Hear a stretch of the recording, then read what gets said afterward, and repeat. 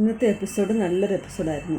രോഹിത്ത് കൃഷ്ണയോടും ബബിതയോടും മാപ്പ് പറഞ്ഞതിന് ശേഷം അവരങ്ങനെ കരഞ്ഞുകൊണ്ട് നിൽക്കുകയായിരുന്നു. അലീന കൃഷ്ണമോളോട് പറഞ്ഞു, മോള് ചെന്ന് രോഹിത്തിന് കാപ്പി എടുത്ത് കൊടുക്ക്, ചേച്ചി എല്ലാം അവിടെ എടുത്തു വച്ചിട്ടുണ്ടെന്ന് പറഞ്ഞിട്ട് കൃഷ്ണയെയും രോഹിത്തിനെയും കൂടി താഴേക്ക് പറഞ്ഞു വിട്ടു.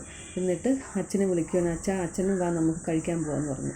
അപ്പോൾ ബാലചന്ദ്രമേനോൻ അലീനയുടെ അടുത്തേക്ക് വന്നിട്ട് അവളുടെ കൈ രണ്ടും ചേർത്ത് പിടിച്ചിട്ട് ചോദിക്കുകയാണ്, മോളെ, നീ എവിടെ നിന്നാണ് എല്ലാവരെയും കൂട്ടിയെടുത്തുകൊണ്ട് വന്നതെന്ന് എനിക്കറിയാം. ഞാൻ എന്താണ് മോളെ നിനക്ക് തരേണ്ടതെന്ന് ചോദിക്കുകയാണ്.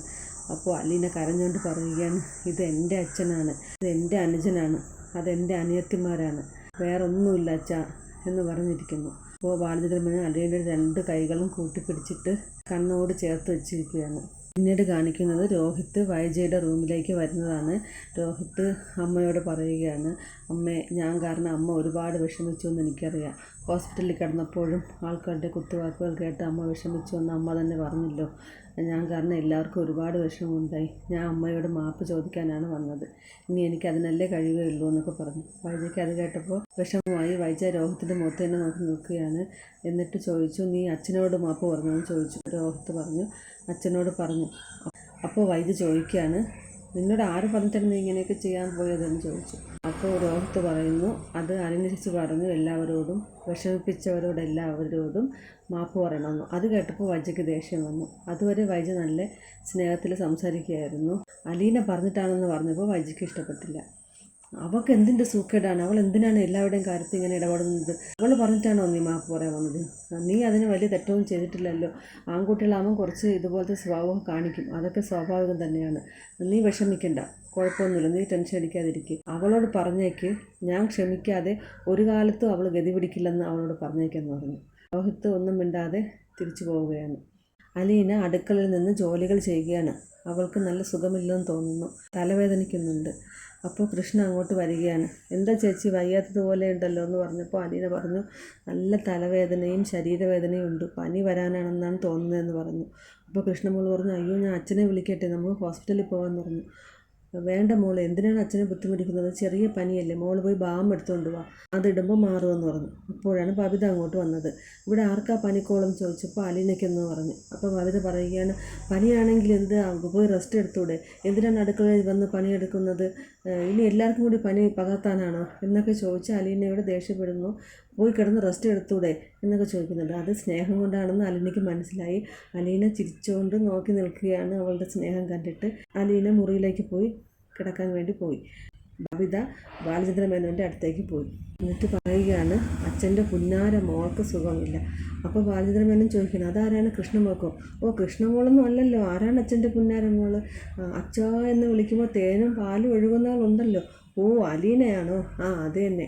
അവൾക്ക് നല്ല പനിക്കോളുണ്ട്, അച്ഛൻ പോയി ഡോക്ടറെ വിളിച്ചുകൊണ്ട് വാന്ന് പറഞ്ഞു. അപ്പോൾ ബാലചന്ദ്രമേനോൻ ചിരിച്ചുകൊണ്ട് പറയണോ, അത് വെറുതെ ആയിരിക്കും, ജോലി ചെയ്യാതിരിക്കാനുള്ള അവളുടെ അടവായിരിക്കും, നീ മൈൻഡ് ചെയ്യണ്ടെന്ന് പറഞ്ഞു. അപ്പോൾ ബബിത പറഞ്ഞു, അച്ഛൻ കളിക്കല്ലേ, അച്ഛൻ പോയി ഡോക്ടറെ വിളിച്ചിട്ടോ അല്ലെങ്കിൽ ഞാൻ പോയി വിളിക്കണമെന്ന് ചോദിച്ചു. അപ്പോൾ ബാലചന്ദ്രമേനോൻ പറഞ്ഞു, വേണ്ട, ഞാൻ തന്നെ വിളിക്കാമെന്ന് പറഞ്ഞു. അച്ഛൻ തന്നെ കളിയാക്കിയതാണെന്ന് ബബിതയ്ക്ക് മനസ്സിലായി. ബബിത വന്ന് അച്ഛൻ്റെ അടുത്ത് വന്ന് ഇരുന്നിട്ട് പറയുകയാണ്, അച്ഛാ, ഒരുപാടങ്ങ് ഓവറാവല്ലേ, ഞാൻ ഈ വയറിനെ കുത്തിപ്പൊട്ടിക്കുമെന്ന് പറഞ്ഞിട്ട് ബാലചന്ദ്രമേനോൻ്റെ വയറിനിട്ട് ഒരു കുത്തു കൊടുക്കുകയാണ്. ബാലചന്ദ്രമേനോൻ ചിരിച്ചുകൊണ്ട് നോക്കിയിരിക്കുന്നു. ബബിത അടുക്കളയിലേക്ക് വന്ന് ഒരു പാത്രത്തിൽ വെള്ളം പിടിച്ച് വെച്ചു.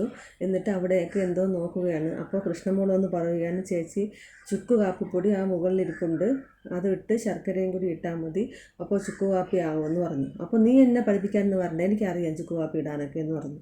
എന്നിട്ട് ബബിത ഗൂഗിളിൽ നോക്കുകയാണ്. അപ്പോൾ കൃഷ്ണമോൾ കളിയാക്കുന്നു, ചേച്ചി, ഗൂഗിളിൽ നോക്കിയാലൊന്നും കാപ്പിപ്പൊടി ഇവിടെ ഇരിക്കണമെന്ന് മനസ്സിലായില്ല എന്ന് പറഞ്ഞു. അപ്പോൾ ബബിത പറയുകയാണ്, നീ പൊടി, എനിക്ക് നിൻ്റെ സഹായമൊന്നും വേണ്ടെന്ന് പറഞ്ഞു. കൃഷ്ണ അലീനയുടെ അടുത്ത് നിന്നപ്പോൾ അലീന തറയിൽ കിടക്കുകയാണ്. അപ്പോൾ കൃഷ്ണമോൾ പറയുകയാണ്, ചേച്ചി എന്തിനകത്ത് വയ്യാതിരിക്കുമ്പോൾ തറയിൽ കിടക്കുന്നത്? ആ ബെഡിൽ കിടക്കുക ചേച്ചി, എത്ര പറഞ്ഞാലും കേൾക്കില്ല. ഞാനിനി അച്ഛനെയോ ബബിതേച്ചയോ വിളിച്ചുകൊണ്ട് വരണോ? അവർ പറഞ്ഞാലേ കേൾക്കുള്ളൂ എന്ന് ചോദിച്ചു. ഓ, അതെന്താ അവരോട് പറയുന്നത്? ഓ, ഇപ്പം സ്നേഹം എല്ലാവർക്കും പകർത്തു പോവുകയാണല്ലോ എന്ന് പറഞ്ഞു. അപ്പോൾ അലീനയ്ക്ക് ചിരി വന്നു. ഓ, ഞാനിനി വയ്യാതെ കിടക്കുമ്പോഴാണ് അവളുടെ ഒരു കുശുമ്പെന്ന് പറഞ്ഞു. അപ്പോൾ ബബിത ചുക്ക് കാപ്പിയുമായി അങ്ങോട്ട് വരികയാണ്. അലീന സന്തോഷത്തോടെ അത് നോക്കിക്കൊണ്ട് കിടക്കുകയാണ്. ബബിത വന്നപ്പോൾ കൃഷ്ണമോൾ പറഞ്ഞു, ഞാൻ ചേച്ചിയോട് പറഞ്ഞതാണ് ആ ബെഡിൽ കയറി കിടക്കാൻ, വയ്യാതെ നോക്ക് താഴെ കിടക്കുന്നത്. അപ്പോൾ ബബിത പറഞ്ഞു, അത് ശരിയാണല്ലോ, ഇങ്ങോട്ടൊന്ന് കയറി കിടക്ക്. ഇനി ഞങ്ങൾ തറയിൽ കിടത്തിയെന്നും പറഞ്ഞിട്ട് അച്ഛൻ ഞങ്ങളെ വഴക്ക് പറയാൻ വേണ്ടിയിട്ടാണോ? മര്യാദയ്ക്ക് ബെഡിലോട്ട് കയറി കിടക്കെന്ന് പറഞ്ഞു. അങ്ങനെ അലീന അവിടെ നിന്നിട്ട് ബെഡിലോട്ട് കിടക്കാൻ വേണ്ടി വരികയാണ്. ചുക്ക് കാപ്പി അവിടെ വച്ചിട്ട് ബബിത പറഞ്ഞു ഇതെടുത്ത് കുടിക്കണമെന്ന് പറഞ്ഞു. അപ്പോൾ കൃഷ്ണമോള് സൂത്രത്തിൽ ബബിതയുടെ കയ്യിൽ കൊടുത്തിട്ട് പറയുകയാണ്, എനിക്ക് ഡാൻസ് ക്ലാസ്സിന് പോകാൻ സമയമായി, ചേച്ചി ഇതൊന്ന് അലിന ചേച്ചിക്ക് പുറത്തി കൊടുക്കുമെന്ന് പറഞ്ഞിട്ട് അവിടെ നിന്ന് സ്ഥലം വിട്ടു. അപ്പോൾ ബബിത ബാം കയ്യിലെടുത്തിട്ട് കൃത്രിമമായ ദേഷ്യത്തിൽ പറയുകയാണ്, ഓ നീ ഇതും ഞാൻ തന്നെ ചെയ്തു തരണോ എന്ന് പറഞ്ഞിട്ട് ബാം എടുത്ത് അലീനയുടെ നെറ്റിയിൽ പുരട്ടി കൊടുക്കുകയാണ്. ആ സീൻ ഒരു വല്ലാത്ത സീനായിരുന്നു. അലീന സന്തോഷത്തോടു കൂടി അവൾ കൊണ്ട് നിൽക്കുകയാണ്. അലീനയ്ക്ക് സങ്കടവും വരുന്നുണ്ടായിരുന്നു. ബാം പുരട്ടി കൊടുത്തിട്ട് ബബിത അലീനയെ പിടിച്ച് ബെഡിൽ കിടത്തി പുറപ്പെടുത്ത് മൂടിക്കൊടുത്തു.